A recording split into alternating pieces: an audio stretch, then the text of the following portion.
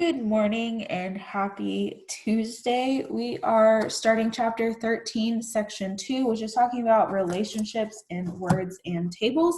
So throughout this lesson, we're going to continue talking about independent and dependent variables, which we talked about yesterday. So if you do not have an understanding of those, make sure you guys are paying extra close attention to that today.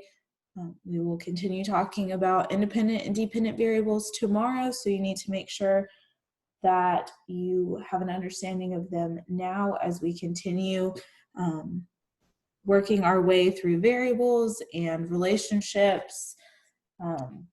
Tomorrow we will get into graphing and a couple other things with independent and dependent variables. So it's important that you guys understand these things now. So as we go throughout chapter 13, it's not super overwhelming for you. So looking at chapter 13, section 2, we are talking about relationships, not only in words, but also in tables. So the table on the screen is an example of what you guys are going to see. So it will only be two things in a table because we have a dependent and an independent variable. So you're not going to have like tables that we've had before where you have multiple things as far as if I'm listing different types of fruit and asking people, I'm not going to have like 18 different choices and then a bunch of numbers. I'm just going to have two. So in this table, it's telling you the number of guitar lessons, and you can see that it shows you 2, 5, 6, and 8, and then the total cost of those lessons. So your question on this is that first little paragraph that's 3 sentences. It says, use the table to identify the relationship between the number of guitars and the total cost, which is the dependent variable, and then describe the relationship with words and with an equation. So you guys need to make sure when you see a question, please read the directions ahead of it. A lot of you turned in homework yesterday and only answered the question or only put the independent variable. Your homework yesterday asked you to find the independent, dependent, and the answer to the question. So you needed all 3 of those parts to completely answer the question. So in this question, it's asking you what's the dependent variable to describe the relationship with words and with an equation. So you should have all 3 of those things. Your homework tonight is very similar to that. It's going to ask you to describe the relationship with words, with an equation, and to write the independent and dependent variable. So you need to have all of those things written down, not just one, not just two. You need to have all of the pieces in order to answer the question completely. So back to this question. Your total cost, or C in this case, you can use whatever letter you want to, but because it's cost, we're going to use C, and it depends upon the number of lessons. So N is going to represent that for the number of lessons.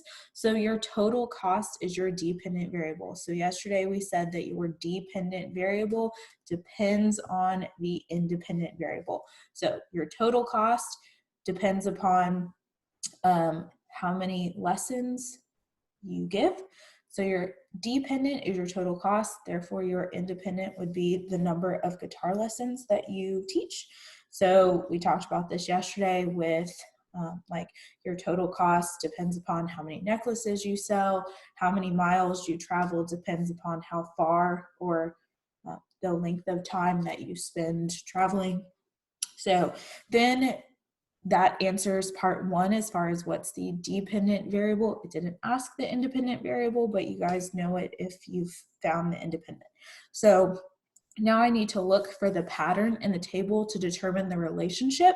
So all of that is on the next slide. We're still using the same example, but there's several pieces to it. So I just want you guys to be able to see it. So we're trying to determine if there's a relationship and what the relationship is, and then write it as an equation. So looking at this, I still have my table. So when I'm finding relationships, I'm finding relationships between the two, not between the total cost or between the number of lessons that I give, but directly between the cost and between the number of lessons. So kind of up and down on this case. So when I'm finding the relationship, one of the first things you can try is subtraction. So if I were to subtract 50 and 2, I would get 48. If I were to subtract 125 minus 5, I would get 120. And then I have 150 minus 6, it would give me 144. And then 200 minus 8 would give me 192. So none of those are equal to one another. So there's not a common difference. Now, had I subtracted and the answer to every single one of them have been 10, that would be a relationship that's the same. So next, I'm going to try division. So I'm going to take the total cost and divide it by the number of lessons. So 50 divided by 2 equals 25. 125 divided by 5 also gives me 25. Then 150 divided by 6 gives me 25, and 200 divided by 8 also gives me 25. So we've talked about unit rates. Remember, unit rate is the cost of something per one. So we did the activity in class where you had like 8 cans of soda for a certain price, and you were finding the cost of 1 can of soda to determine if it was a better buy than buying like a 2-liter soda. So remember, unit rate is per one. So in this case, the unit rate is $25 per lesson. So that is the pattern. I could fill in the table. That's not what's required of you right now, but I could fill in the table for the missing pieces now that I have that. So like 3 lessons would be 3 times 25 would give me $75. So that is my relationship. It's $25 per lesson. And then I need to write it in word form and with an equation. So the way that I'm finding this, or I find my total cost, is multiplying the number of lessons that I'm teaching by $25 per lesson to find out how much I'm making. So that's kind of the word form of it. And then the equation would just be N times 25 is equal to C. So I know that's a lot for one question. Your homework is, I think, 4 questions. So you only have a couple of these to do. So when you do them, make sure you do all the parts of them. So looking at another example, this example has the glass size, and I did not write it on here, but it's specifically in ounces or fluid ounces. So you have glass sizes of 6, 12, 16, and 32 ounces, and then the volume of the juice in the glass is 4.5, 10.5, 14.5, and 30.5. So I have my opening question where it's asking me to find the independent, the dependent variable, to determine the relationship between the two, and to write an equation. So I have the volume of the juice J at a restaurant put in a glass depends on the size S of the glass. So what that means is the amount of juice that I put in the glass kind of depends upon the size of the glass. I can't put 10 ounces of juice in a 6-ounce cup. So my volume of juice, or the amount of juice, is my dependent variable, and then my independent variable is the size of the glass. So that's your answer to that part. Then you're going to describe the relationship shown in the table in words and with an equation. So first I'm going to look for a pattern. I would always start with subtraction and then do division. If you automatically see it in the last one, 2 times 25 is 50. If you kind of saw the relationship, you kind of know that it's division in that case. It's up to you whichever one you want to start with, but subtraction and division are the 2 that you guys are going to use. So looking at this, I'm going to start with subtraction. So I have the glass size minus the volume of the juice. So 6 minus 4.5 is 1.5. Then I have 12 minus 10.5 is also 1.5. And you guys can see the other 2 pieces of information given when you subtract them are also 1.5.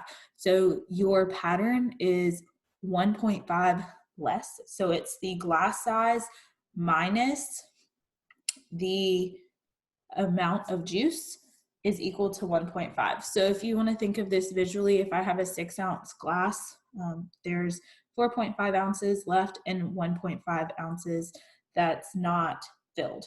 Same thing with the 12-ounce glass. I have 10.5 ounces of juice and 1.5 that's not filled. So the little piece at the top, because you don't want to fill a glass completely up, so the space at the top, so the juice doesn't overflow, is equal to 1.5 in all these scenarios. So I have the glass size minus that is equal to the volume of juice. So my equation could be S, or if you wanted to do G for glass, minus 1.5 is equal to J for juice, or again, if you wanted to do V for volume, that's fine as well. So that's my equation. I found my independent and my dependent, and I have also found the pattern. So this is what your questions are on. There is one question in your homework where it's going to ask you to fill in the table.